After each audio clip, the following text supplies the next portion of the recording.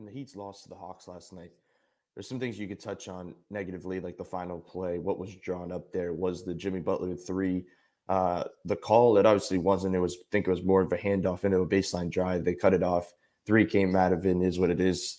Basically, on to the next one. But something before we move on to the next one is the Duncan Robinson fourth quarter needs to be discussed. We talk about him in a different light a lot this season, but when he has moments like this, even in a loss where he puts them in a position to win a game where he kind of fights them back in many ways, him and Bam.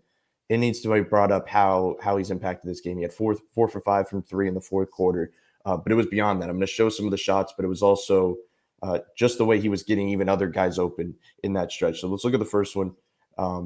Just simply, the Hawks are putting Trae Young on one shooter, Lou Will on another shooter. So it's basically they're relying on a ton of help on these type of possessions from Miami. So that should not phase Duncan Robinson. When he gets that type of defensive look, like the thing for him is doesn't matter how you're shooting, it doesn't matter what the case is, you just have to get the ball up immediately because that's the only way, that's the best look you're possibly going to get. Unless you pause for a second, the help comes over and you kick it to Gabe on the right side. Other than that, you fire away right immediately. So he gets the ball right here, fires over, the help comes over. But that's as good of a look Duncan Robinson will get in this type of in this moment of his career. It just seems like getting these off-ball screens from Bam is helping. It's the same type of thing you got with Omer and Dedmon, but there's a little bit more versatility, as I'll show down the line. Another thing, next one, Max Strus and Duncan kind of being used as flares is just kind of hard to deal with in general when you have two shooters. We saw Trae Young on the other end of the floor kind of picking on either Duncan or Strus and getting the switch. The thing is, you have to go that route. You cannot go defensive route when you're trailing in this type of game. The only way to get out of it, you put Max Strus, you put Duncan Robinson on the floor, and you hope they could shoot you out of it. Duncan basically did that, but that's the only way you kind of go about things this type of game. And as you saw on the other end of the floor, it was a lot of helping. Spo kind of waving the guys over, kind of coming to double Trae Young and make them rely on rotations. It kind of put them in a decent position. But obviously seeing Max and Duncan flare each other on this end as well, Bam, another off-ball screen. Duncan gets another decent look from deep, and he knocks it down. Just a lot of these things with shooters, it's not even anything crazy schematic. It's not any crazy off-ball move they're making. It's just a normal action that they're running, and they're just getting a decent look. Duncan's knocking it down.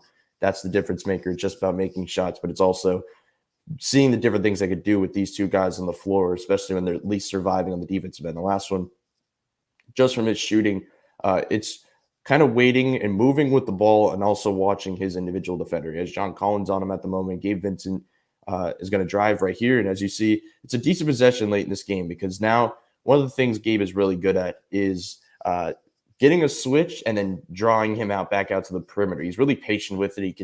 He'll take that advantage he has and kind of work the shot clock to his advantage. So right here, he has that option. The other option is Jimmy Butler's being guarded by Trae Young. If they want to reset and have Jimmy drive and try to get a decent look down low, that's another option.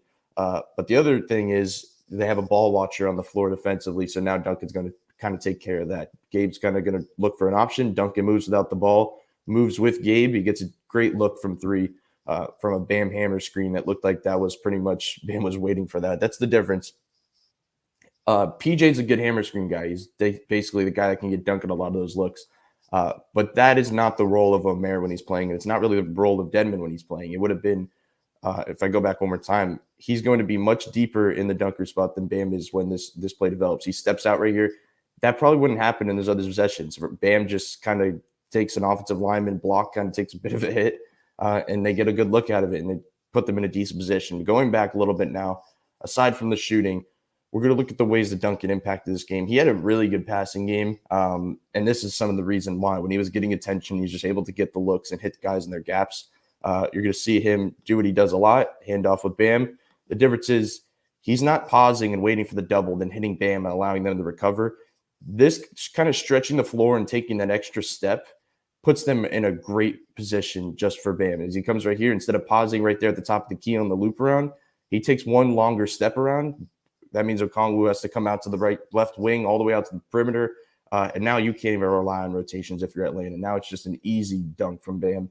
That's the stuff that makes it so intriguing when you talk about a Duncan-Bam combination. The other thing, Duncan's a really underrated screener. Whenever we talk about different things, Duncan's usually the guy in the action that's used as a screener because even if the guy if he doesn't get a look like he's going to get right now, he can flare out to the top of the key off of it, and most likely get a decent look from three if they kind of fall for the lob opportunity. Right here, Duncan waiting down low, sets the screen for Bam. Bam gets a wide open dunk. It's something, I think that was the play out of the timeout. Almost anytime you see something come out of a timeout, it's probably going to be a back screen for a lob, just because it's so easy to run and hard for a defense to recover on, because it's plainly on instinct. So you either two fly to the lob and you contest it, or Bam could come back down with it and kick it out. Like, there's just a lot more options when you're running like that type of stuff in this part of the game. The last one, Duncan dribble penetration. It's nothing. We don't see it a ton. I think we see it way more when Duncan's hitting threes. If you see Duncan with a decent shooting game, you're going to see his dribbles probably go way up, and you're going to see his dribble drives go up. But the difference is when you have Bam on the floor, he's kind of waiting to play off Duncan still at this moment. We talk so much about Bam getting Duncan his looks. Duncan gets Bam a lot of his looks, as you saw in that last play with the screen. But seeing Gabe feed it into Duncan, he's going to get all the way down low, kind of get a little stuck. What's the play? He's watching the one ball watcher on the floor, and that's Bam's guy, Capella, with him helping down. He kicks it to Bam right here for a jumper. That was one of the big shots to kind of get back in. So just seeing the way Duncan's impacting the game, we talk about him struggling. We've talked about him not being able to close, but he closed last night, and he was a big reason why they were even in that game to start with. So it was a good comeback. It's something to build upon. And if Duncan kind of string these type of things together in impact ways, shooting obviously is the big one, but impacting in other ways with the screening, with the passing, they have something there, and it's not, we're going to be having a totally different discussion about Duncan Robinson.